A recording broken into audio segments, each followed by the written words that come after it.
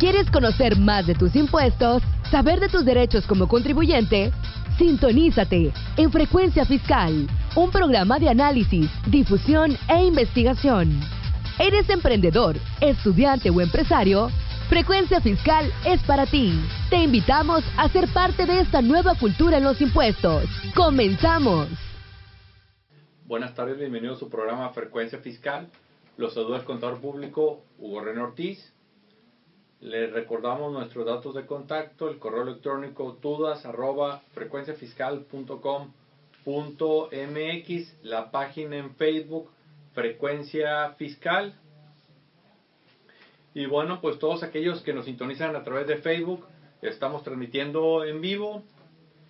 Y bueno, antes de comentar el tema del día de hoy, algunas notas que traemos por ahí y que tienen que ver con un comunicado que liberó la autoridad fiscal, en específico el SAT, haciendo referencia a las malas prácticas identificadas con el tema de la facturación. Son 10 prácticas que, repito, la autoridad fiscal ha dado a conocer. Esto lo publicó el día de ayer y bueno, voy a comentarlas, voy a mencionarlas para efectos de tenerlas en cuenta, ¿no? Y en principio voy a leer textualmente lo que la autoridad señala como mala práctica. Repito, son 10. Empezamos con la número 1. Exigir cualquier dato distinto al RFC.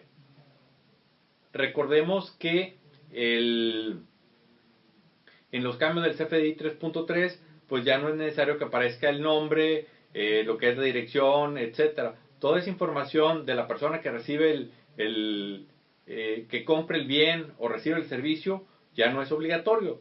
Y esto específico es para efectos fiscales. Aquí un punto importante que al parecer está dejando a un lado la autoridad es qué pasa con el lado comercial, qué pasa con otras cuestiones que tienen que ver con el comprobante, porque recordemos que la factura al final del día es el documento que representa la posesión de un bien o de un servicio.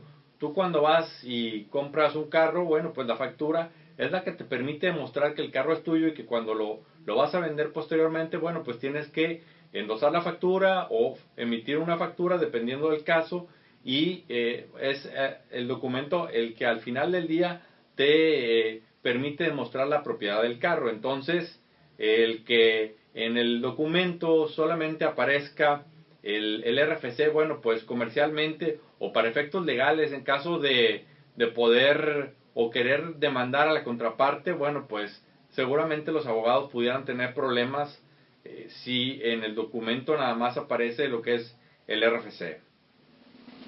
El punto número 2, obligar a proporcionar un correo electrónico es opcional. Y en este punto la autoridad menciona que el contribuyente puede revisar en tiempo real que le hayan expedido su factura desde el portal del SAT. Es decir, que una vez que tú concluyes la operación comercial y te emitieron la factura, tú puedes entrar al portal del SAT y en ese momento estará disponible. Eso es lo que menciona aquí.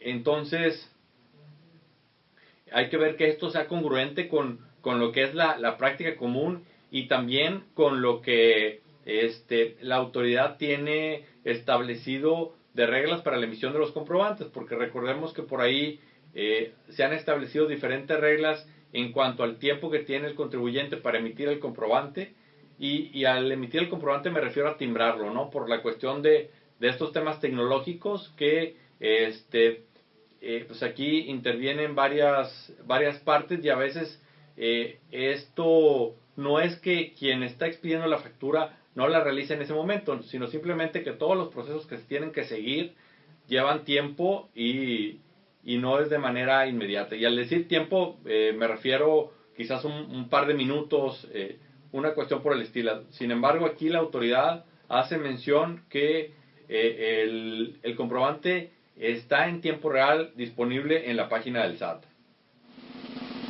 Número 3. Incrementar el precio del bien o servicio cuando se solicita la factura. Y hace mención que el precio debe incluir el IVA sin importar si se solicita o no la factura. Es decir, que al final del día, el bien o el servicio que estás comprando te debe costar lo mismo independiente que solicites o no el comprobante. Porque digamos que la contraparte, si tú no le solicitas el comprobante, el deber ser es que esa contraparte debe emitir una factura por el público en general para declarar esos ingresos y poder de esa forma integrar su contabilidad. Entonces, no debe haber un costo adicional por el tema de solicitar la factura. Número 4. Obligar al receptor a generar la factura en un portal. Y aquí menciona que se debe entregar la factura en el establecimiento en donde se lleva a cabo la operación y al momento de realizarla, si así lo requiere el contribuyente. Es decir, que tú al momento en que haces la operación, tú estás en todo tu derecho de solicitar que en ese momento te expidan el comprobante y la contraparte tiene la obligación de emitirte en ese momento la factura. Número 5. Negar la factura argumentando que no se solicitó en el momento de la transacción. Y esto es una cuestión muy común y que a veces tiene que ver con temas financieros, temas de cierre de mes, temas de controles internos. Sin embargo, aquí la autoridad hace mención que la factura se puede emitir con posterioridad, mientras sea en el mismo año en que se realizó la operación. Aquí nada más hay que tener en cuenta lo que esto implica, y al decir lo que implica me refiero al tema de los impuestos trasladados, en específico el tema del IVA, que recordemos que el IVA se causa en el momento que se paga la operación. Entonces, si yo digamos el mes, la semana pasada que estábamos en enero, realicé el pago, bueno, pues yo pude haber acreditado el IVA considerando siempre y cuando que iba a tener el comprobante, digamos, con fecha del mes de febrero. Pero si yo acredito el IVA en el mes de enero y resulta que no obtengo el comprobante, bueno, pues no debía haber acreditado ese IVA. Entonces, por eso aquí es muy importante tener los controles de no nada más cuidar el tema de flujo de efectivo, sino al final del día tener la certeza de poder contar con ese comprobante para cumplir con los requisitos que establecen las disposiciones fiscales en cuanto a la deducción y en cuanto al acreditamiento de los diferentes impuestos. Punto número 6. Registrar una forma de pago distinta a la recibida o registrada sin que esté pagada. La forma de pago debe ser registrada cuando este efectivamente se realice. Y aquí hablamos de los métodos de pago y las formas de pago. Aquellos que nos están sintonizando, bueno, pues el día de hoy por ahí subimos en la página una historieta que habla sobre la cuestión de los métodos de pago y las formas de pago. Por ahí especifica que los métodos de pago son dos, PPD y PUE, y las formas de pago pues son diversas. Y explica los casos en que se utiliza PUE y PPD y la forma de pago 99, que es por definir, o cualquier otra. Entonces, aquí lo que nos está diciendo es que si la forma de pago fue, digamos, PPD, que es decir, que te la van a pagar con posterioridad, bueno, pues si la forma de pago dice efectivo, transferencia, quiere decir que el método de pago fue pago en una sola exhibición, el PUE. Entonces, hay que tener cuidado con esto porque las reglas de juego cambiaron del 3.2 al 3.3, entonces hay que tenerlo en cuenta. Número 7. Solicitar obligatoriamente se indique el uso que se le da a la factura. Por ahí esto también ha causado mucho ruido, que el uso por ahí está especificado que si es G01, G02, G03 gasto, etcétera. Hay diferentes clasificaciones, entonces muchas empresas están optando por de pedirle al cliente que especifique qué uso le va a dar para efectos de plasmarlo en la factura. Y aquí la autoridad nos está diciendo que pues este campo, si no se proporciona la información, entonces lo que se debe utilizar es la clave P01 por definir. Entonces también el que si quien está realizando la compra o comprando, solicitando el servicio, no especifica qué uso le va a dar, bueno, en este caso P01 por definir, se puede manejar de esta forma. Número 8. Negar la emisión de la factura cuando se pague en efectivo. Aquí hay que aclarar que sin importar el medio por el cual se realiza el pago del producto o del servicio, se debe emitir la factura. Hoy en día ya no hay facilidades para la cuestión de la emisión de las facturas, que recordemos que en el pasado, cuando estaban los repecos, por ahí había ciertas reglas que si pasaba de 100 pesos, se tenía que emitir el comprobante, la nota, si no pasaba no, etcétera. Pero repito, eso es cosa del pasado. Hoy en día todos tienen la obligación de emitir comprobantes fiscales, CFDI, y no tiene que ver el monto. Entonces, mucho ojo con eso. Número 9. No emitir la factura cuando se reciben pagos por anticipos. Cuando se reciban anticipos, estos deben facturarse. Y recordar que por ahí hay reglas específicas para la emisión de anticipos. Ciertos requisitos particulares que se deben de incluir en este tipo de comprobantes. Y hago mención a esto para no descansar en el tema de los sistemas. ¿Por qué? Porque algunos están acostumbrados a simplemente en el sistema señalar que es un anticipo y con eso asumen que el sistema va a emitir la factura, el CFDI, con los requisitos de la factura de anticipo. Aquí hay que validar eso, hay que comprobar que el CFDI que se emita por anticipos corresponda a los requisitos que establecen las disposiciones fiscales, esto con el fin de evitar cualquier contingencia con la autoridad. Y aquí también un punto muy importante es distinguir lo que es un anticipo de un pago anticipado, que esta distinción la autoridad ya la ha dado a conocer a través de diferentes medios, y uno de ellos fue lo que es el formato o el manual de usos, donde en ese manual de usos se definen las reglas del uso del CFDI de anticipos, y por ahí se aclara qué casos son anticipos y qué casos no son anticipos. Un caso que sí es anticipo es cuando todavía no se conoce el precio del bien o la contraprestación pactada, que pudiera ser a lo mejor la enajenación de una casa, ¿no? Donde no se sabe qué precio va a tener la casa y se van dando anticipos con el fin de que se avance la construcción. Un caso muy diferente es cuando a lo mejor, por ejemplo, se compra una cocina y la persona que está realizando esta venta pues pide un anticipo de una determinada cantidad. Entonces, eso le llaman anticipo, pero te dicen es el anticipo del 20%. Y al decir el 20% quiere decir que ya conoces el total de la operación. Bajo este escenario, entonces lo que estás haciendo es pagar de forma parcial la factura. Aquí ya no estamos hablando de un anticipo como tal. Entonces, mucho ojo, mucho cuidado con ese tipo de situaciones, porque en la práctica esto se presta mucho a confusión. Y el punto número 10, no emitir factura.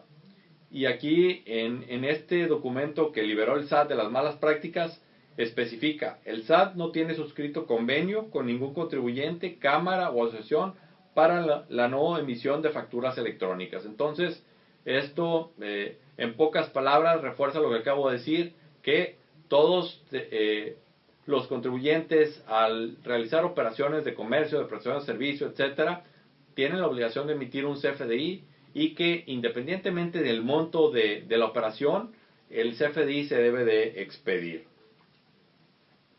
Y por último, en este documento de malas prácticas se menciona que el no expedir, no entregar o no poner a disposición de los clientes las facturas o expedirlas sin que cumplan con los requisitos señalados por el SAT, se consideran como infracciones que pueden llevar hasta la clausura del establecimiento.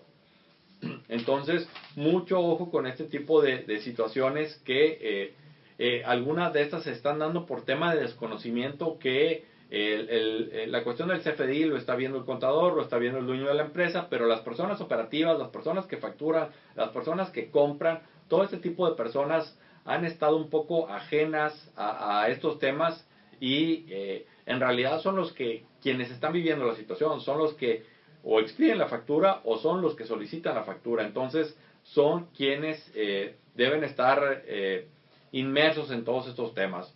por eso la imagen o la historieta que subimos el día de hoy, bueno, pues esto está con el fin de que llegue a todas esas personas que no están en la materia contable o en la materia fiscal, sin embargo tienen que lidiar con el tema operativo de emitir facturas, de recibir pagos y bueno, pues las reglas del juego, repito, cambiaron para este año y en esa historieta se hace referencia a lo que son el método de pago y las formas de pago. Y bueno, entrando al tema del día de hoy, estamos ya en el mes de febrero. El mes de febrero tradicionalmente, fiscalmente se conoce como el mes de declarar, y no hablo de declaraciones amorosas, sino simplemente de informar. Y en esta ocasión vamos a hablar de la declaración informativa de la prima de grado de riesgo del IMSS, donde pues se determina la siniestralidad que tuvo la empresa. Y bueno, para empezar, esta declaración, repito, se presenta en el mes de febrero, a más tardar el día último de febrero. La prima que se determina es el grado de riesgo que tiene la empresa. Esta prima estará vigente del 1 de marzo de 2018 hasta el 28 de febrero del 2019. Primeramente vamos a comentar qué patrones son los que no están obligados a presentar esta declaración. No están obligados a presentar la declaración de prima de riesgo de trabajo los que se inscribieron por primera vez en 2017. ¿Por qué? Bueno, porque simplemente la autoridad, en este caso el IMSS, quiere tener un periodo completo, y al decir un periodo completo hablo de un año calendario, que poder revisar cuál es el comportamiento que tuvo la empresa en cuanto a siniestralidad por un periodo completo.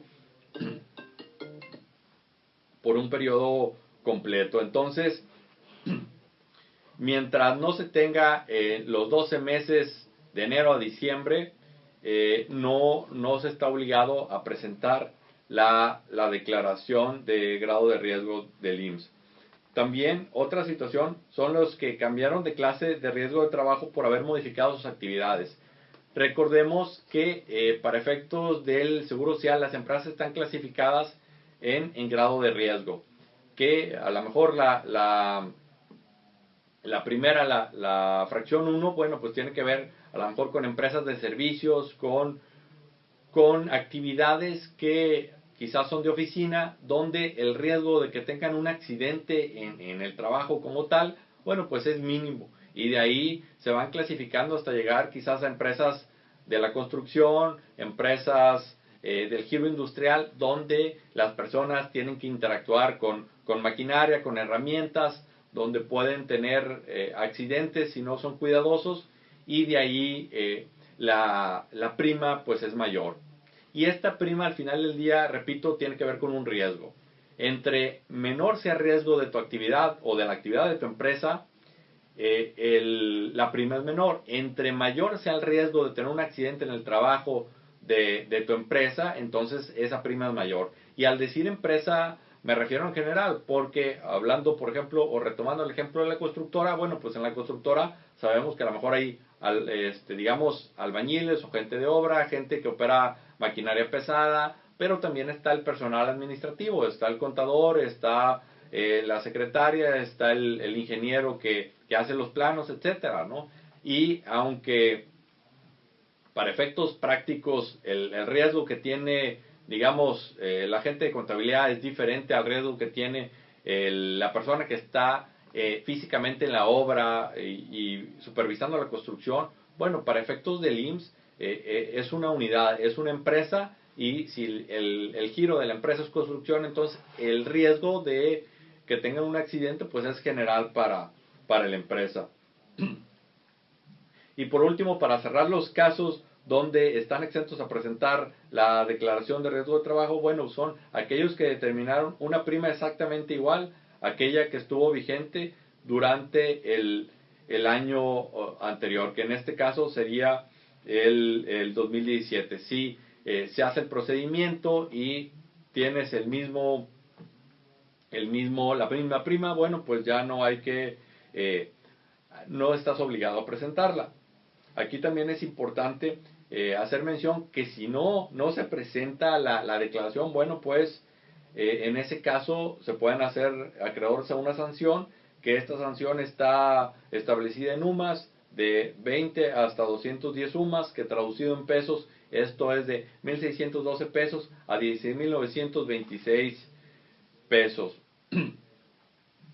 Hablando también de empresas que tengan menos de 10 trabajadores, bueno, aquellos que tienen menos de 10 trabajadores tienen la opción de no presentar la declaración anual de prima de grado de riesgo de trabajo. Y aquí es importante no confiarnos y decir, tenemos menos de 10 trabajadores, entonces no estamos obligados a presentar la declaración. Aquí hay que hacer el cálculo. ¿Y por qué digo hacer el cálculo? Bueno, porque puede ser que si no tuviste accidentes de trabajo, entonces en ese caso tu prima puede disminuir, y en caso de que disminuya, bueno, pues vas a tener un beneficio financiero en todo el año. También es importante tener en cuenta aquellas empresas que por alguna situación en particular a lo mejor suspendieron sus actividades en lo que fue en el transcurso del 2017 y volvieron a reanudar. Entonces aquí hay que ver pues, cuál fue ese lapso de tiempo que duró la suspensión, ya que si la reanudación se hace en un lapso no superior a 6 meses, se continúa cubriendo la misma prima y presentas la declaración de manera normal, esta declaración de riesgo de trabajo. Pero si la reanudación se hace en un periodo mayor a 6 meses, se asignará la prima media de la clase que se venía cotizando y no podrán presentar la declaración.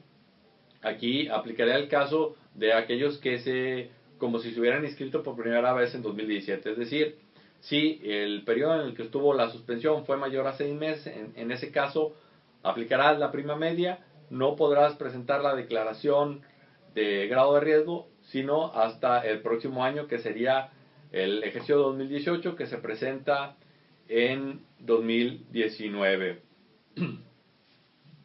Aquí también hay que tener presente o en cuenta el caso de aquellos patrones que tienen varios registros patronales, aquellos que quizás prestan o realizan actividades en varios estados, y hay que ver aquí cómo está el tema del Seguro Social. Y me refiero a que si tienen un registro patronal en cada una de estas entidades, ya sea estatales o municipales, bueno, pues hay que presentar una declaración de prima de grado de riesgo por cada uno de esos registros patronales para efectos de cumplir con esta obligación. Entonces, mucho ojo con esto.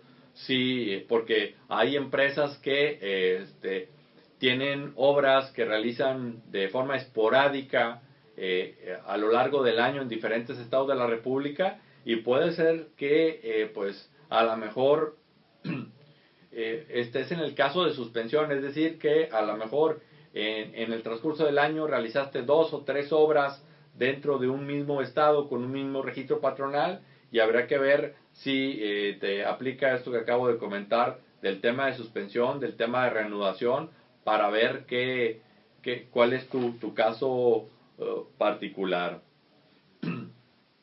Y aunque hoy en día, debido a las facilidades que pues ha brindado el IMSS para presentar esta declaración, y dentro de esas facilidades primeramente tenemos lo que es un archivo de Excel que ya tiene todas las fórmulas, tú únicamente lo que haces, lo descargas de la página del IMSS, llenas la información que te solicita y automáticamente se determina lo que es la declaración o el grado de riesgo de trabajo. La otra opción, que es todavía más automatizada y la que recomendamos, es seguir los procedimientos que se manejan en el SUA. En el SUA por ahí ya vienen una serie de reportes que hay que ejecutar, que se ejecutan lo que son los días de incapacidad que tuvo la empresa, también por ahí cuántos días se cotizaron en el periodo, y otros reportes que una vez que se ejecutan, por último se ejecuta el reporte de la determinación de grado de riesgo de trabajo,